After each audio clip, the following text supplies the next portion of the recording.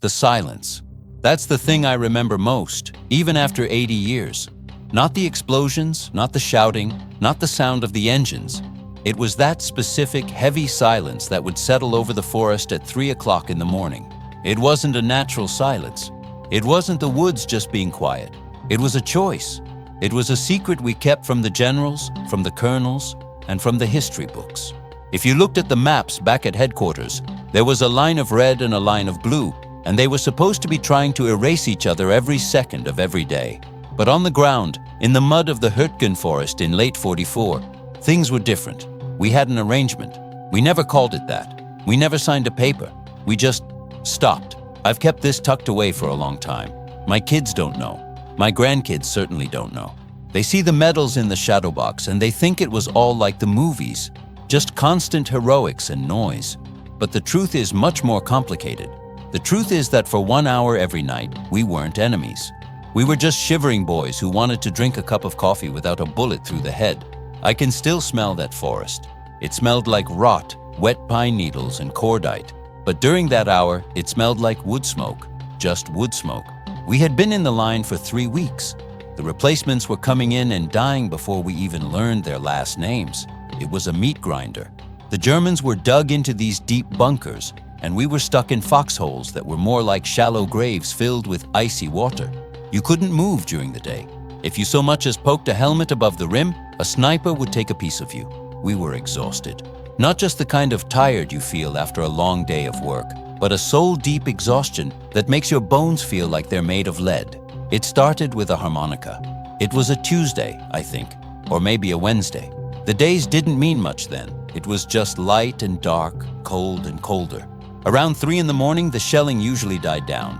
Both sides were low on ammo, or maybe their crews were just as tired as we were. I was on watch, sitting in a hole with a boy named Miller. He was 18.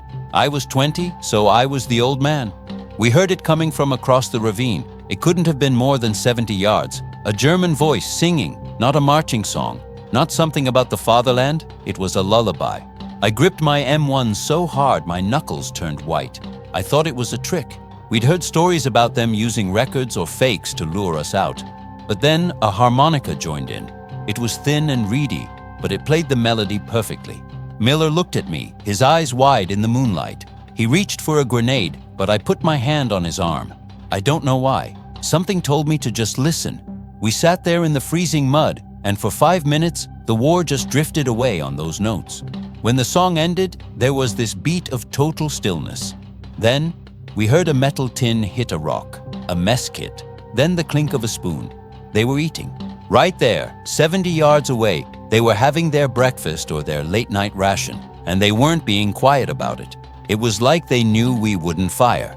I remember looking at my own canteen and feeling my stomach growl.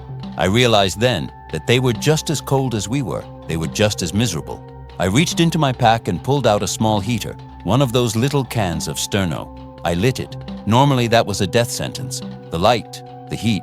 It invited a mortar round, but nothing happened. I heated up a bit of water, and Miller and I shared a K ration. We didn't say a word.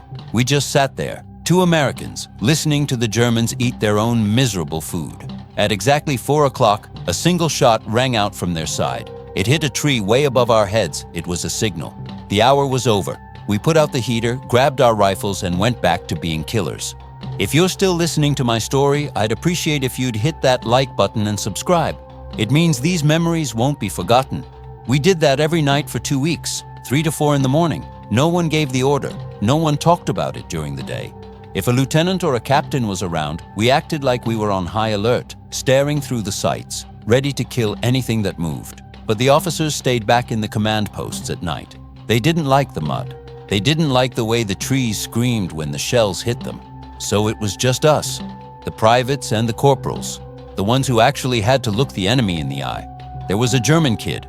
I call him a kid, though he was probably my age. I saw him once during the quiet hour. The fog had rolled in thick, that white, ghostly stuff that makes everything look like a dream. I'd crawled out of my hole to find a dry spot to relieve myself, another thing you couldn't do during the day. I wandered a bit too far toward the ravine.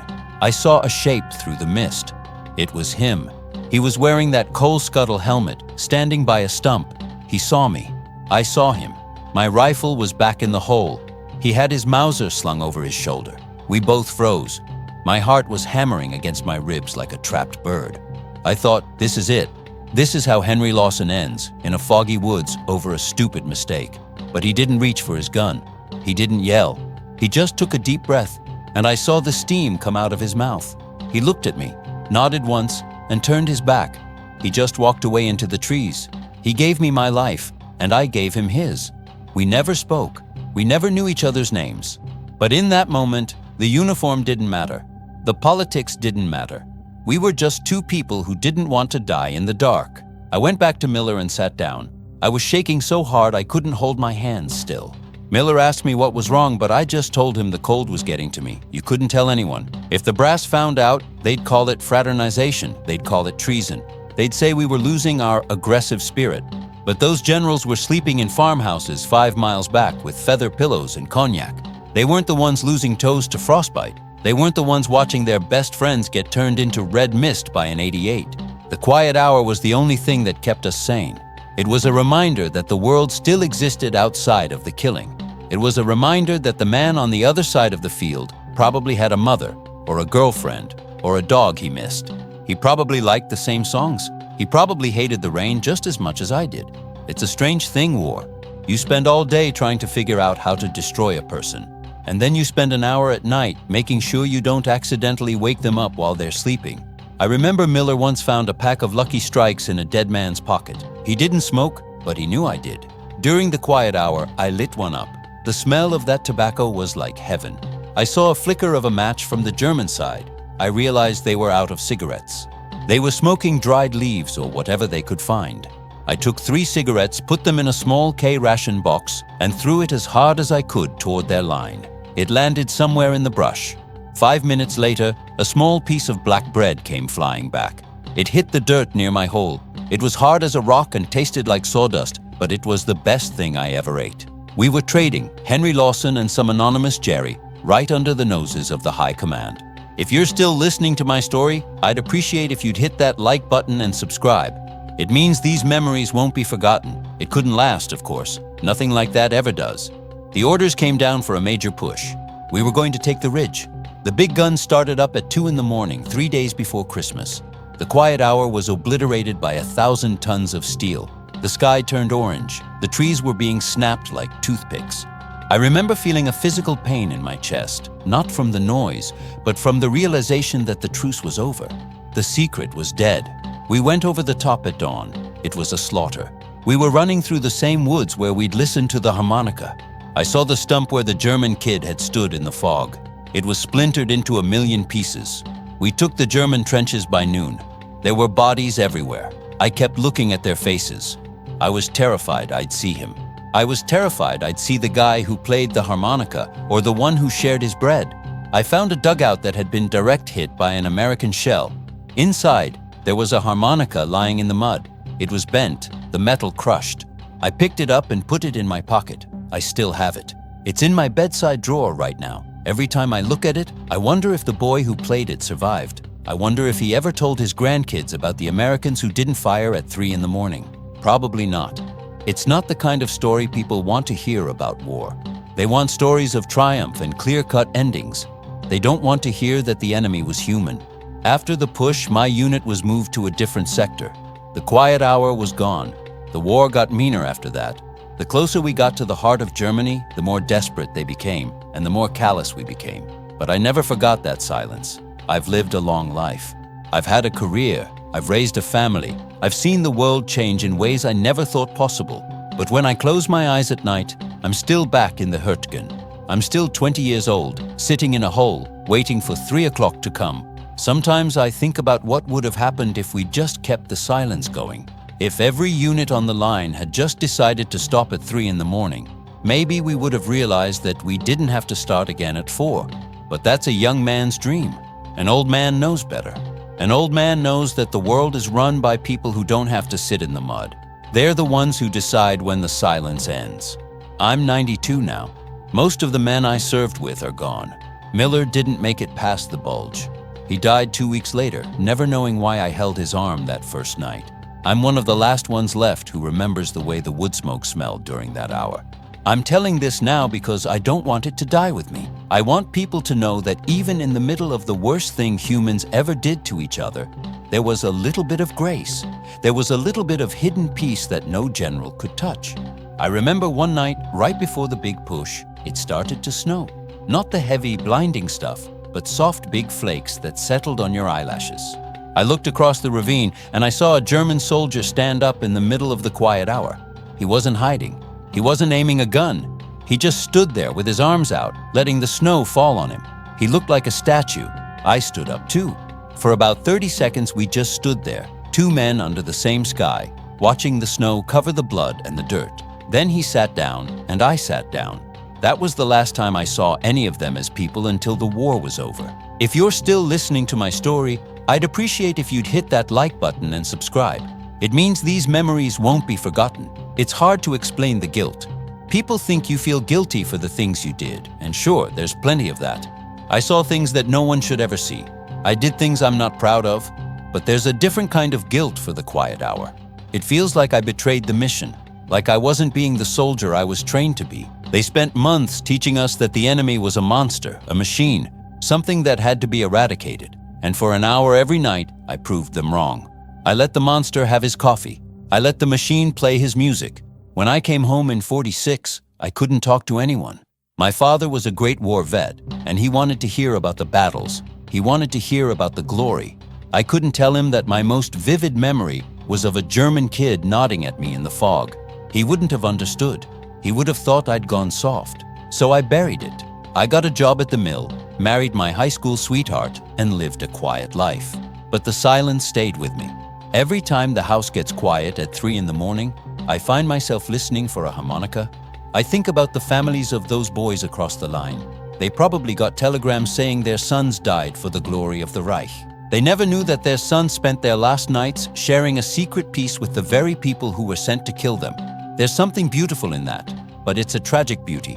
It shows how much waste there was. All that humanity pushed into a 60-minute window because we weren't allowed to have it the rest of the day. I sometimes wonder if the command ever suspected. There were rumors, of course. Some sergeant from another company once mentioned that things seemed too quiet on our front at night. But the reports always showed active patrols and periodic contact. We made sure of that. We'd fire off a few rounds before and after the hour just to keep the logs looking right. It was a conspiracy of the common soldier. It didn't matter if you were from Ohio or Bavaria. You knew that a night of sleep was worth more than 1,000 yards of useless woods. The forest itself is different now. I went back there in the 90s. My son took me to France and Germany for my 70th birthday. We found the sector where we'd been. The trees were tall again, but they looked different. They didn't have that jagged, broken look they had in '44. The ravine was still there. I stood on the edge of it and looked across. It seemed so small. How could 70 yards feel like an ocean? How could those men have been so close and yet so far away? My son asked me what I was looking at. I told him I was just remembering the cold. I didn't tell him about the harmonica. I didn't tell him about the cigarette box or the black bread. I just stood there in the quiet and let the wind blow through the trees. It didn't smell like wood smoke anymore. It just smelled like a forest. And for the first time in 50 years, I felt like I could breathe. If you're still listening to my story, I'd appreciate if you'd hit that like button and subscribe. It means these memories won't be forgotten. I remember a guy in my squad, a fella named Peterson. He was a tough kid from Chicago, real cynical, always looking for an angle. He was the one who usually organized the night patrols. One night, he came back from a reconnaissance and sat down next to me. He had this look on his face, like he'd seen a ghost. He reached into his jacket and pulled out a small carved wooden bird. He said he'd found it sitting on a rock right in the middle of no man's land during the quiet hour. He knew it hadn't been there the day before. One of the Germans had carved it and left it there for us to find. A gift. Peterson didn't say anything for a long time. He just turned that little bird over and over in his hands. Then he looked at me and said, "Lawson, if I have to kill the man who made this tomorrow, I don't think I can do it." But he did. We all did. That's the horror of it. The quiet hour wasn't a solution. It was just a pause. It was a breath of air before you're pushed back underwater. I've often thought about what happened to that wooden bird. Peterson kept it in his pocket until he was wounded near the Rhine. I never saw him again. I hope he still has it. I hope it's sitting on a mantle somewhere in Illinois, a reminder that someone on the other side saw him as a person too. We need those reminders, especially now. The world seems so loud today. Everyone is so sure of who their enemies are. Everyone is so ready to scream and fight. I wish I could take them all back to that forest. I wish I could make them sit in the mud and the cold until they realize that the person they're hating is just as cold and tired as they are. There was a night near the end of our time there when the quiet hour almost broke. A new guy, a replacement who didn't know the rules, saw a silhouette moving near the German line around 3:30. He raised his rifle and was about to pull the trigger. I was 2 holes over and I saw him. I jumped out and tackled him. We went down into the slush and his rifle went off, but the shot went wild into the air. He started yelling at me, calling me crazy, asking why I'd stopped him from getting a confirmed kill. I just held him down and told him to shut up. I told him if he fired again, the Germans would open up with everything they had and we'd all be dead before sunrise. I didn't tell him the real reason. He wouldn't have understood. He was fresh from the States, full of vinegar and propaganda. He didn't know the value of that hour yet. By the time he'd been there a week, he was the quietest one of all. He learned. The mud is a very effective teacher. I wonder how many other quiet hours there were across Europe. I've heard bits and pieces over the years. A story about a shared Christmas dinner in a farmhouse. A tale of a medic who treated men from both sides in a neutral zone. It makes me think that the history of war is mostly a history of people trying to find ways not to fight. We talk about the great battles and the grand strategies, but the real story is in those small moments of defiance against the madness. If you're still listening to my story, I'd appreciate if you'd hit that like button and subscribe. It means these memories won't be forgotten. When I look back at my younger self, that 20-year-old kid in the foxhole, I feel a lot of things. I feel pity for him. I feel proud of him. But mostly, I feel a sense of connection to that German soldier I saw in the fog. We were the same. We were just 2 kids caught in a storm we didn't create. We were doing what we were told, but in that 1 hour, we decided to be ourselves. That's the most rebellious thing you can do in a war. Be yourself. I'm reaching the end of my road now. I know that. At 92, the shadows get a little longer every day, but I'm not afraid. I've lived with these memories for a long time, and they've taught me that even in the darkest places, there's light. It doesn't always win. It doesn't always stop the shells from falling, but it's there. And as long as someone remembers it, it stays real. I think that's why I'm telling you this. Not to glorify the war, and not to make myself look like a hero. I wasn't a hero. I was just a guy who wanted to stay warm. I'm telling you because I want you to know that the silence is important. Sometimes, the most powerful thing you can do is just stop. Stop the noise, stop the fighting, and just listen to the harmonica across the way. There was a day, right after the war ended, when I was in a small town in Bavaria. We were part of the occupation force. I was walking down a street and I saw a man sitting on a bench. He was in civilian clothes, but he had that look, the way he sat, the way he held his shoulders. He'd been a soldier. He was missing an arm. He saw me in my uniform and he didn't look away. He didn't look angry. He just looked tired. I walked over to him and sat down. Neither of us spoke for a long time. Then, I reached into my pocket and pulled out a pack of cigarettes. I offered him one. He took it, his hands shaking a little. I lit it for him. He took a long drag, closed his eyes, and exhaled. He looked at me and said, in very broken English, 3 o'clock? I felt a chill go down my spine. I looked at him, really looked at him. I didn't recognize his face, but I recognized the soul. He knew. He'd been there. Maybe not in my sector, but somewhere. Somewhere where the silence was the only thing that made sense. I nodded and said, yeah, 3 o'clock. We sat there until the sun went down, smoking in silence. We didn't need to say anything else. We were brothers of the quiet hour. If you're still listening to my story, I'd appreciate if you'd hit that like button and subscribe. It means these memories won't be forgotten. I still dream about the forest, but they aren't nightmares anymore. In the dreams, I'm back in that hole with Miller. It's freezing and the world is falling apart around us. But then 3 o'clock comes. The noise stops, the air clears, and I see a line of lanterns appear in the woods. Not just on our side, but on theirs too. Thousands of men, Germans and Americans, all coming out of their holes. We don't fight. We just walk toward each other and share the light. I know it's just a dream. I know that's not how it happened. But maybe, in some other world, it did. Maybe there's a place where the quiet hour never ended. That's the world I want to believe in. That's the world I'm going to look for when my time finally comes. Until then, I'll keep the harmonica in my drawer and the memory in my heart. I hope you never have to know what it's like to live through a war. I hope you never have to feel the kind of cold that makes you want to stop existing. But if you ever find yourself in a dark place, if you ever feel like the world is nothing but noise and anger, I want you to remember the Hürtgen forest. I want you to remember that even there, in the middle of the killing, we found a way to be kind. We found a way to keep a secret that was more important than the victory. My name is Henry Lawson. I was a corporal in the United States Army. I saw the worst of humanity, but I also saw the best. And the best happened when no one was looking. The best happened in the silence. It's been an honor to share this with you. I hope it stays with you. I hope it reminds you that the man across the way is never as different as you think he is. As I sit here in my chair looking out at my garden, I see the birds on the feeder. They don't have borders. They don't have wars. They just exist. There's a peace in that. A peace I finally found for myself. I'm an old man now, and my voice isn't what it used to be.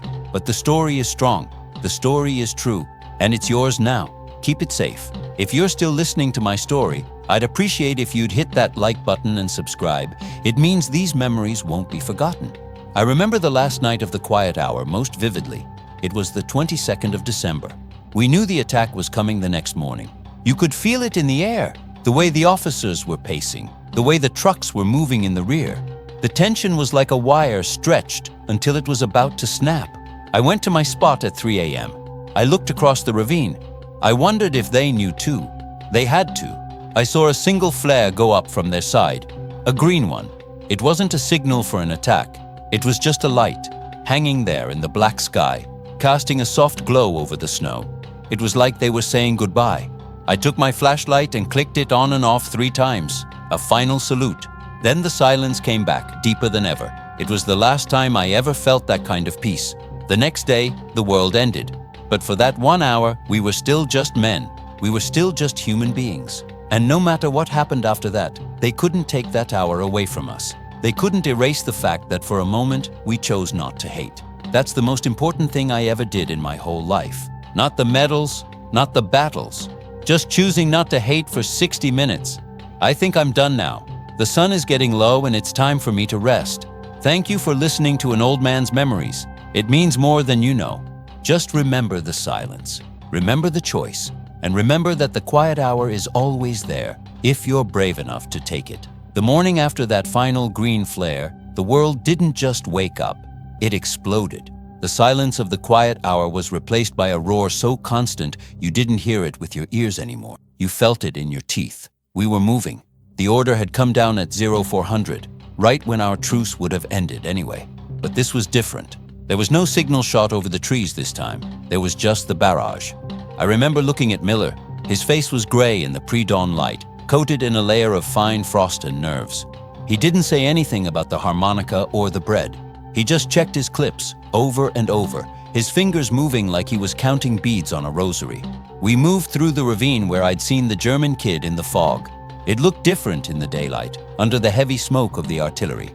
The beauty of the snow was gone, replaced by blackened craters and the jagged remains of those ancient pines.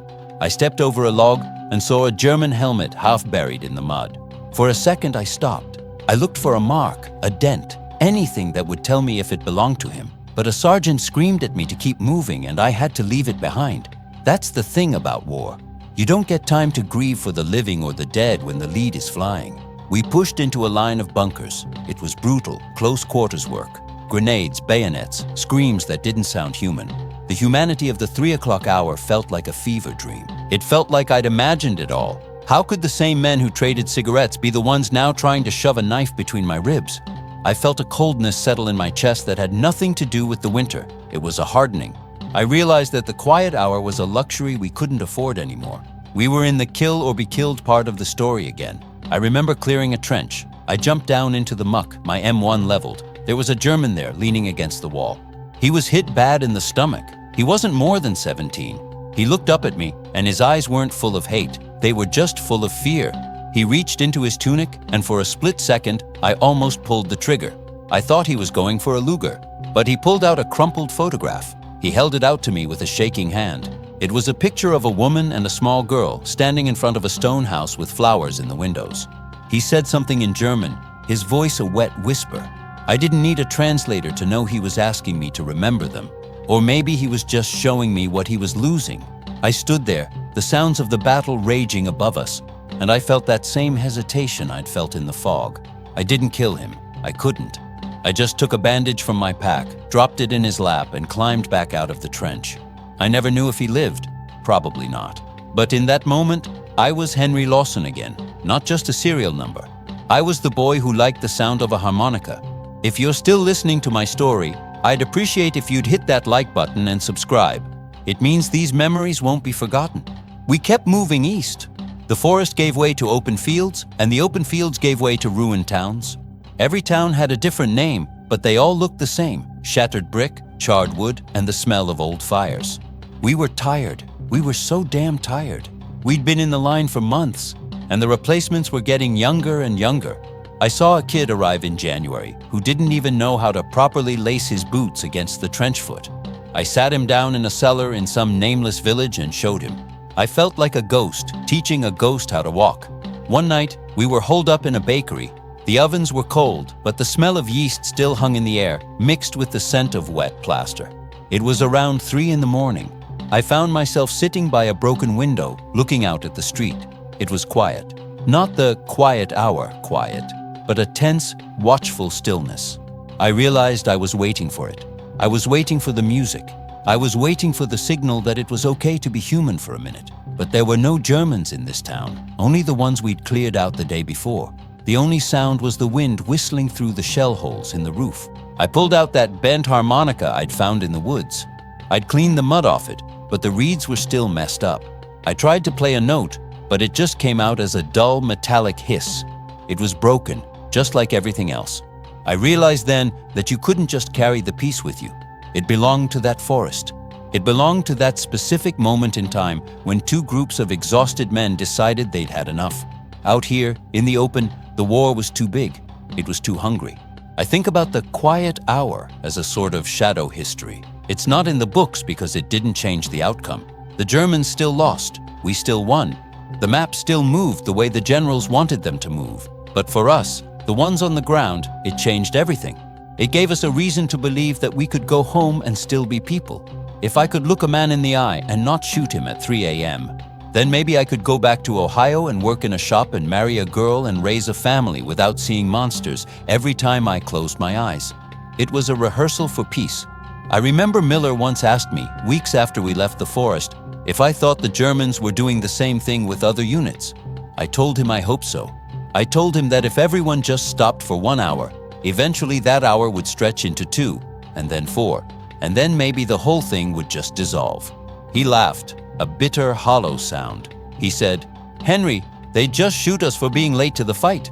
He was right, of course. The machine doesn't like it when the parts start thinking for themselves. But for a little while, we weren't parts. We were the whole machine, and we decided to idle.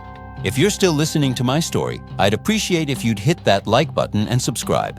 It means these memories won't be forgotten. By the time we hit the Rhine, the quiet hour was a distant memory. The war had turned into a pursuit. We were crossing the river in Higgins boats, under a sky that was more lead than air. I remember the water splashing over the side, ice cold and smelling of oil. I saw a boat next to us take a direct hit from a flak gun. It just vanished. 1 second there were 30 men with names and families, and the next there was just red foam and splinters. I ducked my head and prayed. I didn't pray for victory. I just prayed for 3 o'clock. I prayed for a moment where nothing was exploding. We got across, though I don't know how. We were into Germany proper then. The atmosphere changed. It wasn't just soldiers anymore. It was civilians. Old men with hunting rifles and kids who looked like they should be playing with wooden blocks instead of Panzerfausts. It was heartbreaking. We'd go into these beautiful little villages, and we'd have to tear them apart because some fanatic was hiding in a steeple. I hated it. I think we all did. There's no glory in shooting a grandfather who's just trying to protect his home, even if he is wearing a scrap of a uniform. In one of those towns near Frankfurt, I found myself in a library. The roof had been blown off and rain was falling on the books. I picked one up. It was a book of poetry. I couldn't read the German, but I recognized the names. Goethe, Rilke. I thought about the kid with the harmonica. Maybe he'd read these books. Maybe he'd walk these streets. It made the war feel even more like a tragedy. We were destroying the very things that made us human. I took the book and put it on a dry shelf, under a bit of hanging timber. A small gesture, but it felt like the right thing to do. I started to get these headaches, sharp stabbing pains behind my eyes. The doctor said it was combat fatigue, which was just a polite way of saying my brain was screaming for it to stop. I'd lie in my bedroll at night, and I'd hear the quiet hour harmonica in my head. I'd hear it so clearly, I'd sit up and look around, expecting to see the fog of the Hurtgen, but I'd only see the ruins of Germany. I realized then that the silence was a burden as much as a blessing. Once you've known that kind of peace, the noise of the world becomes unbearable. I remember we liberated a camp. I won't go into the details. Some things are too heavy for words, even after 80 years. But I'll tell you this, after seeing what was behind those wire fences, the quiet hour felt even more miraculous. How could people be so cruel on one hand and so gentle on the other? How could a man play a lullaby at 3 a.m. and then serve a system that did that? I couldn't wrap my head around it. I still can't. I guess that's the mystery of the human heart. It's got room for everything, the best and the worst. If you're still listening to my story, I'd appreciate if you'd hit that like button and subscribe. It means these memories won't be forgotten. When the surrender finally came in May, I was in a small field near the Czech border. We'd been chasing a unit of SS who refused to give up. When the word came over the radio, we just stopped. We didn't cheer. We didn't throw our hats in the air like you see in the newsreels. We just sat down in the grass and breathed. I looked at my hands. They were stained with grease and dirt and things I didn't want to think about. I waited for that feeling of triumph, that we did it moment. It never came. All I felt was a profound sense of relief that I didn't have to kill anyone at 4 o'clock the next morning. The occupation was a strange time. We were winners, but we were surrounded by people who had lost everything. I was stationed in a town called Marburg for a while. It was a university town, beautiful and relatively untouched by the bombs. I spent a lot of time walking the streets. I'd see German soldiers coming home, limping, hollow-eyed, wearing rags of uniforms. I'd see them being reunited with their wives or finding out their houses were gone. I never felt like a conqueror. I just felt like a witness. One afternoon, I was sitting in a park and a man approached me. He was older, maybe 60, with a cane. He asked me in English if I had a light. I gave him a match.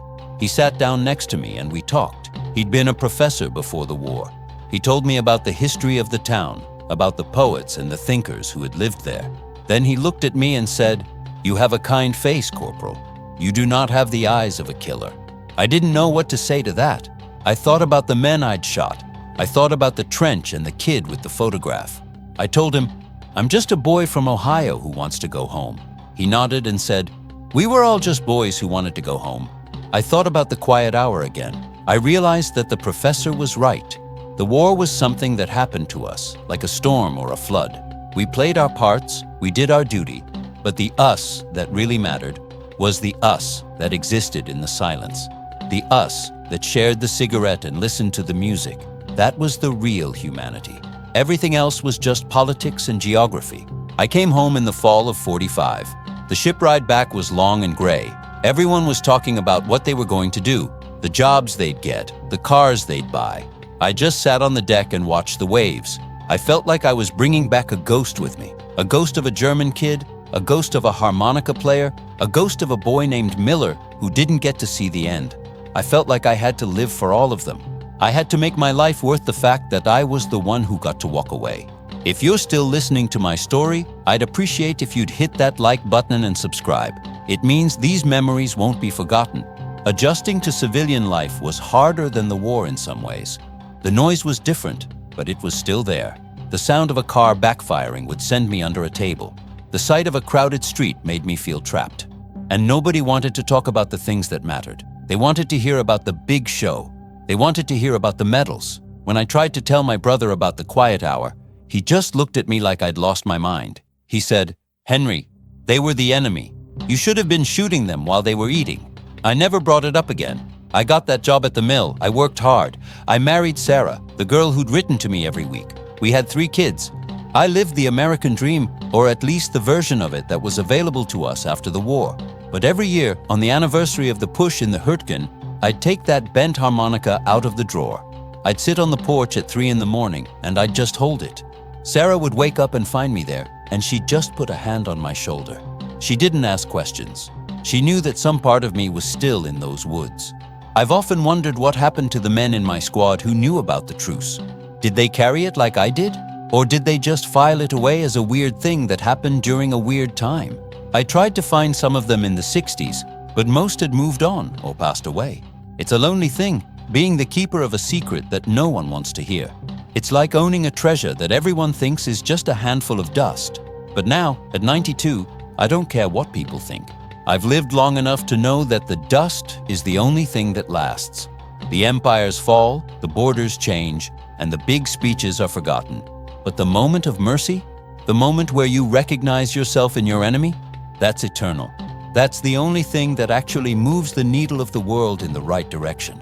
I think about the German soldier who stood in the snow with his arms out. I hope he had a long life. I hope he had grandchildren who sat on his lap and listened to his stories. I hope he told them about the American who stood up and watched the snow with him. I like to think that somewhere in Germany, there's an old man who's also sitting by a window at 3 in the morning, thinking about me. We're connected by that hour. We're part of a brotherhood that has no name and no flag. I'm tired now, truly tired. Not the combat fatigue kind of tired, but the kind that comes when you've finished a long journey and you see the lights of home. I've told my story. I've put the quiet hour out into the world. I don't know what you'll do with it. Maybe you'll think it's just a tall tale from an old man. Maybe you'll think it's a lesson. Or maybe you'll just remember it the next time you're tempted to see someone as less than human because of the color of their uniform or the side of the line they're on. If you're still listening to my story, I'd appreciate if you'd hit that like button and subscribe. It means these memories won't be forgotten. I remember one more thing. It was right before I left Germany to head to the coast for the trip home. I went back to that library in Marburg. The roof had been patched with some corrugated tin, and the books were being moved back into the dry areas. I found the book of poetry I'd hidden. I opened it, and I found a small piece of paper tucked inside. It was a note, written in German. I took it to a local girl who worked at the mess hall and asked her to translate it. It said, "To the one who saved the words, may you find your way back to the silence." I didn't know who wrote it. Maybe the professor, maybe another soldier, maybe just a curious civilian, but it felt like a blessing. It felt like the final piece of the puzzle. The silence wasn't just the absence of noise. It was the presence of something better. It was the peace that passes understanding. I've spent the last 80 years trying to live up to that note. I've tried to be the man who saves the words. So, when you look at those old photos of the war, the black and white images of mud and steel, remember that there's more to the story. Remember that between the frames, in the dark parts of the night, there were moments of grace. There were men who refused to be monsters. There were quiet hours that the commanders never knew about. And that, more than anything else, is why we fought. We fought so that one day the quiet hour could last for everyone, all day long. I can hear the clock ticking on the wall. It's almost 3 a.m. here in my house. The world is asleep. My children are in their own beds, in their own homes. The country is at peace, or as close as it gets. I think I'll go sit on the porch for a while. I won't need the harmonica tonight. The silence is enough. The memory is enough. Thank you for staying with me. Thank you for listening to Henry Lawson. It's been a long road, but the view from the end is pretty good. Just remember, the person on the other side, they're just waiting for the quiet, same as you. People talk about the snow in the Ardennes like it was some postcard. It wasn't. It was a white shroud that wanted to swallow everything whole. By the time the Germans launched their big counter-offensive in December, the memory of that quiet hour in the Hurtgen felt like it belonged to a different man in a different war. The Ardennes was a different beast altogether. It was frantic, it was desperate, and there was no room for truces, silent or otherwise. We were being pushed back, and for the first time since we'd landed in France, I felt the real cold weight of the possibility that we might not win this thing. I remember being stationed near a small crossroads. The fog was so thick you could barely see your own boots. We were hearing rumors about Germans dressing in American uniforms, speaking perfect English, and turning road signs around. It made everyone jumpy. You didn't trust anyone you didn't know by sight. The us and them mentality that had softened during those nights in the forest had hardened into a diamond-sharp paranoia. If I'd seen a man with a harmonica then, I probably would have shot him before he could play a single note. That's what the war does to you. It takes that little flicker of grace you've managed to save, and it stomps it out. We were low on everything: ammo, food, dry socks, especially socks. I'd give a month's pay for a dry pair of socks back then. My feet were constantly numb, a dull ache that never went away. I remember sitting in a shallow trench, trying to rub some life into my toes, when I heard something. It was a crunching sound in the snow. Not the heavy thud of a squad moving, but a single, hesitant step. I grabbed my M1 and eased the safety off. The click sounded like a thunderclap in the muffled woods. A figure emerged from the white. He was wearing a greatcoat that was twice his size, and he didn't have a helmet. He was just a boy, maybe 16, with hair so blonde it was almost white. He saw me and stopped. He didn't raise a weapon. He didn't even seem to have one. He just stood there, shivering so hard I could hear his teeth chattering from 10 feet away. He looked at me with these hollow blue eyes, and he held out his hands, palms up. He was empty. He was done. In that moment, I saw the ghost of the quiet hour. I saw the kid from the fog. This boy wasn't a threat. He was just a frozen child who had been tossed into a man's nightmare. My training told me to yell for the sergeant, to take him prisoner, to treat him as a potential spy. But my heart remembered the wood smoke. I reached into my jacket and pulled out a half-eaten D-bar. It was hard as a brick and tasted like chalk, but it was calories. I tossed it to him.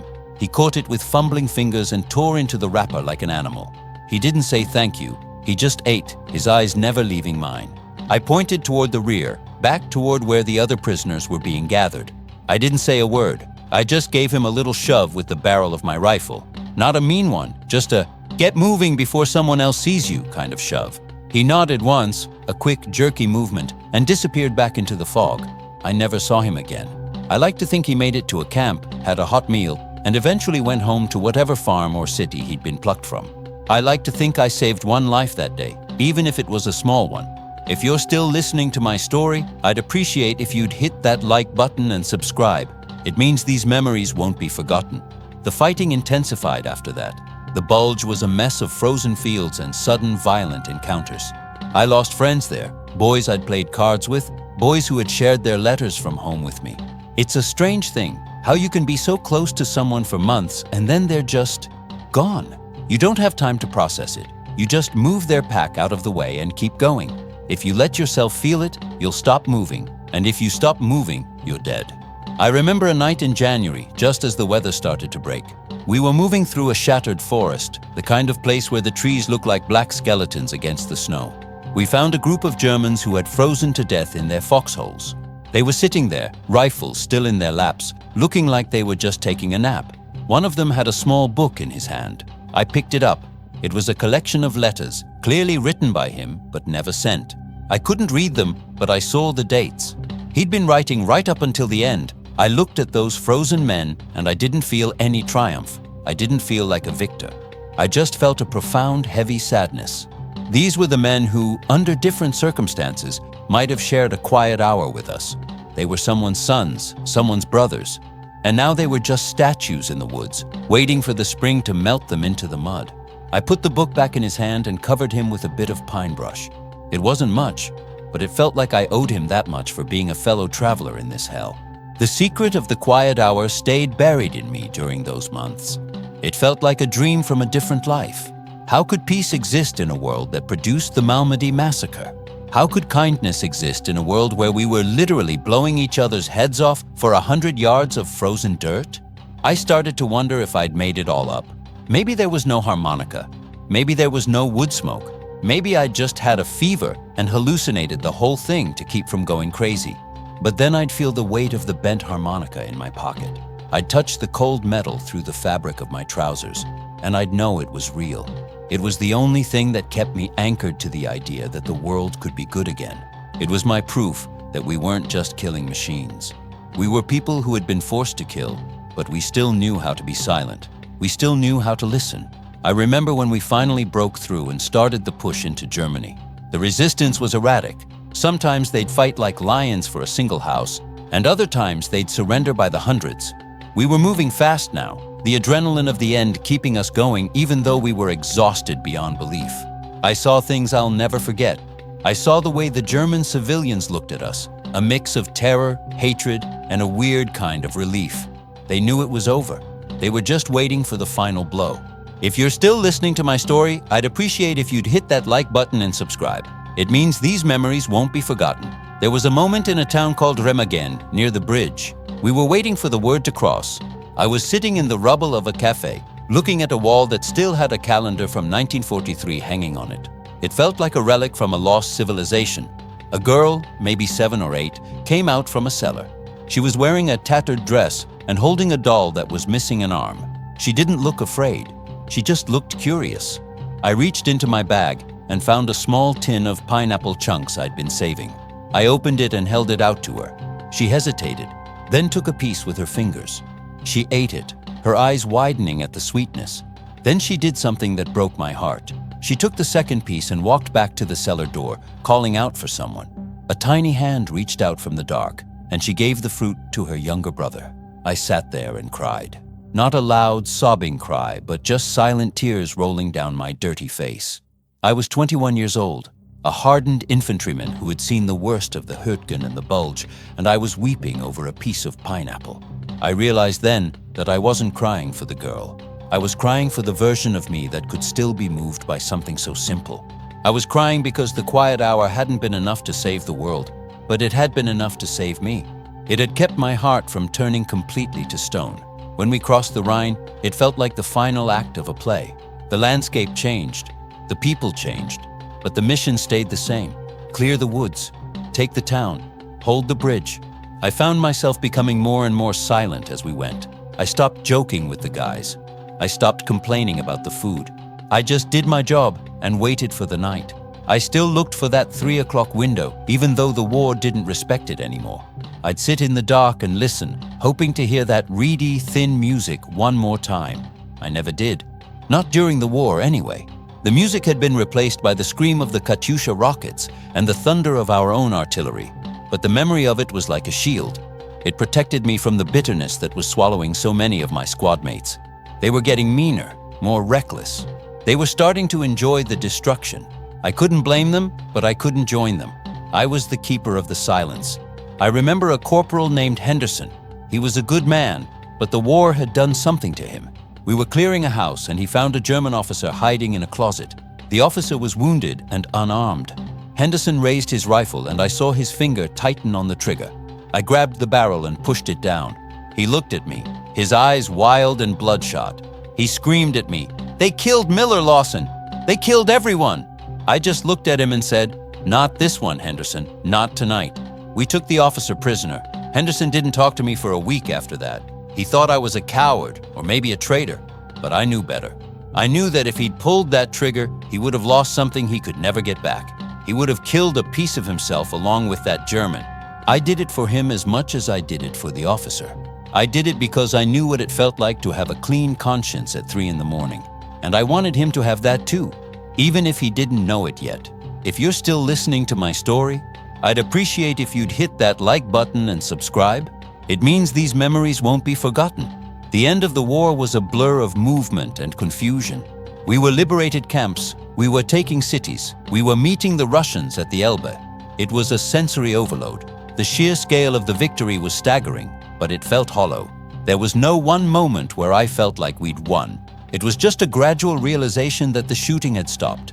The silence that followed was different from the silence of the forest. This was the silence of exhaustion. This was the silence of a continent that had been bled dry. I remember being in a small village in Austria when the news of the final surrender came.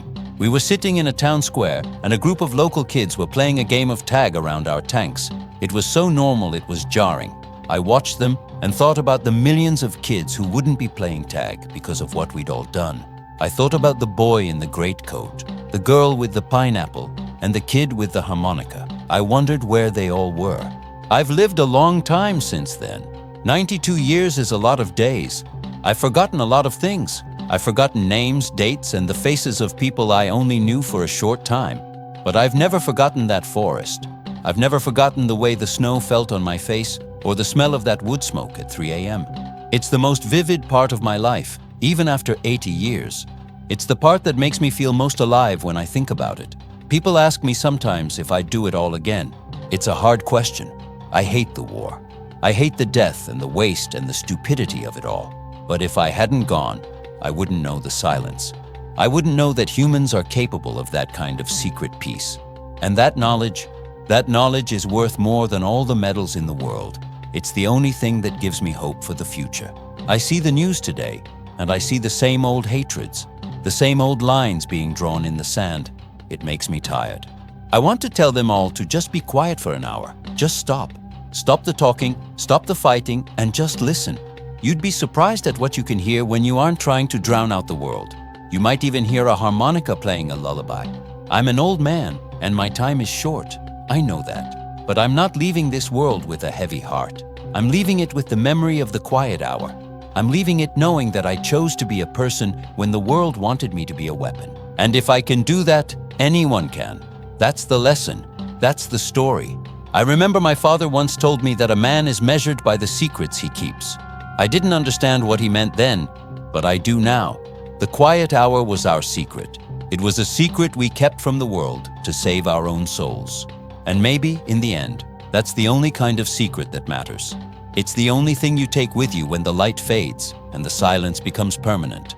If you're still listening to my story, I'd appreciate if you'd hit that like button and subscribe. It means these memories won't be forgotten. I'll tell you one more story, something I've never shared with anyone, not even Sarah. It happened about 10 years ago. I was at a veterans reunion in Washington, D.C. There was a group of German veterans there too, part of a joint ceremony. We were all old men then, in our 80s, hobbling around with canes and hearing aids. I was sitting on a bench near the memorial, taking a break from the walking. An old man sat down next to me. He was wearing a small pin on his lapel, a German unit insignia. We didn't speak for a while. We just watched the tourists walking by. Then, he reached into his pocket and pulled out a small silver tin. He opened it and offered me a piece of candy. It was a peppermint. I took it, and as I did, I noticed his hands. They were gnarled and spotted with age, but they were steady. He looked at me and said in a very soft voice, "Hurtgen?" My heart skipped a beat. I looked at him, searching his face for something familiar. I didn't see the boy from the fog, but I saw something else. I saw the same weariness, the same memory. I nodded and said, "Vossenac, near the ridge." He closed his eyes for a second, then nodded. I was on the other side, near the bunkers. We sat there in silence for a long time. The noise of the city seemed to fade away. It felt like we were back in the woods. Only this time, the sun was shining and the war was long gone. Then, he did something I'll never forget. He reached into his coat and pulled out a small, battered harmonica. He didn't play it. He just held it out in his palm. "I found this after the push," he said. "It was in the mud. I've kept it all these years. I always wondered who it belonged to." I looked at that harmonica and I felt a chill run through me. I reached into my own pocket and pulled out the one I'd found. They were identical. Same make, same model, same bent metal. We held them out together, two old men with two broken instruments that had once made the same music in the dark. He looked at me with tears in his eyes and whispered, 3 o'clock. I nodded, my own throat tightening. 3 o'clock. We didn't say anything after that. We just sat there, holding our harmonicas until it was time to go. We didn't need to know each other's names. We didn't need to apologize. We just needed to know that we'd both been there and that we both remembered the silence. That was the real surrender. That was the real peace. So, when you think of World War II, don't just think of the battles. Think of two old men on a bench in D.C. holding broken harmonicas. Think of the quiet hour. And remember that even in the middle of hell, you can still find a little bit of heaven if you're looking for it. I'm ready now. The sun is almost down and the shadows are long across the grass. I'm going to close my eyes and listen for the music. I think it's finally time for the quiet hour to last forever. Thank you for being here with me. Thank you for listening. God bless you, and remember the silence.